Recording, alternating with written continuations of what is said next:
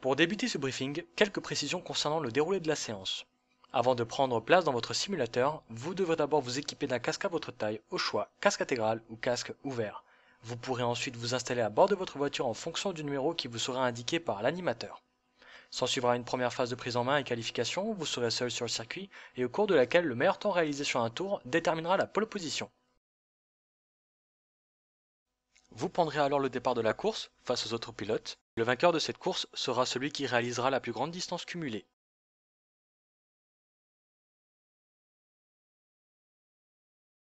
Concernant la voiture, le prototype Endurance à bord duquel vous allez prendre place développe environ 650 chevaux pour une vitesse de pointe de 320 km/h.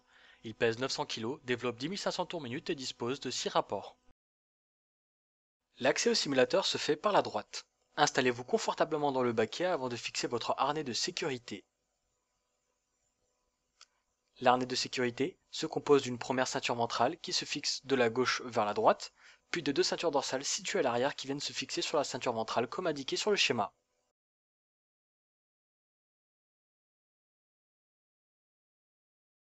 Pour régler la ceinture, il vous suffit ensuite de tirer sur les sangles. Afin d'ajuster le pédalier à votre convenance, vous disposez de deux boutons sur votre droite. Le bouton de gauche éloigne le pédalier, celui de droite le rapproche. Concernant le pédalier, il comprend deux pédales. La pédale de gauche pour le frein, la pédale de droite pour accélérer.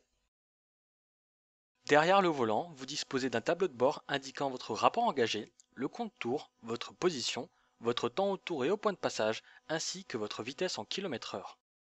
À l'arrière du volant se trouve le système de passage de rapport. À droite, on monte les rapports, à gauche, on rétrograde.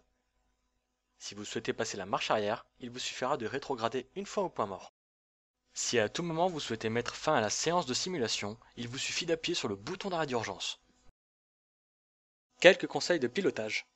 À l'approche d'un virage, pour avoir la trajectoire idéale, appliquez la règle de l'extérieur, intérieur, extérieur. C'est-à-dire qu'il faut aborder le virage depuis l'extérieur de la piste, plonger à l'intérieur du virage, également appelé la corde, puis élargissez votre trajectoire pour ressortir du virage à l'extérieur de la piste. Lorsque vous serez sur la grille de départ, veuillez prêter attention aux feux devant vous. Ils vont tout d'abord s'allumer, puis dès qu'ils s'éteignent, accélérer. À l'approche d'un virage, il est important de freiner suffisamment tôt pour éviter la sortie de piste. Pour cela, des panneaux le long du circuit vous indiqueront la distance restant à parcourir avant le virage. Si vous freinez trop tard et que vous effectuez une sortie de piste, lâchez immédiatement le volant. Si vous n'arrivez pas à revenir sur la piste par vos propres moyens, votre voiture sera automatiquement repositionnée au bout de 5 secondes sur la piste.